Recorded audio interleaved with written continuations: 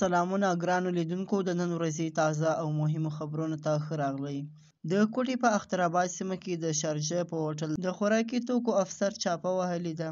د افسر په خبر له څو ورځو راهیسې په دې هوټل کې د دې هوټل مالکانو د خرو غوښې خرڅولې او دوی د هوټل کسان ګرفتار کړي دي او هوټل یې سیل کړی دی. بلې خواته د خیبر پښتونخوا شمالي وزیرستان په میرالي کې د ناامنیو ضد امن پاڅون شوی ده. په دې پاڅون کې د احتجاج په مهال وسلوالو یو تن وژلی دی. د اګست په 25مه د میرالي په احتجاج کې زرګونو کسانو ګډون کړی و چې پکې د سیاسي ګوندونو ځایي مشرانو او غړو ترڅنګ د اتمانځیو جرګې، سوداګرو تنظیمونو او پښتون ژغورنې غورځنګ پلویان هم شامل وو.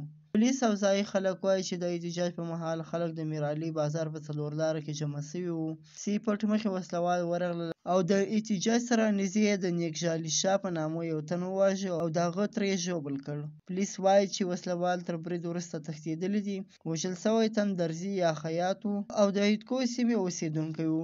بلې خواته د پښتونخوا ملي عوامي پارټۍ اعلان کړی دی چې تېره ورځ په پښین بازار کې د دماکې خلاف د پښتونخوا ملي عوامي پارټۍ 26م تاریخ ته احتجاجونه اعلان کړي دي او دوی به د دې دماکې خلاف احتجاجونه کوي او دوی ویلي دي چې په ضلع کې د بدامنۍ خلاف راوځو او بدامنۍ به کنټرول کوو.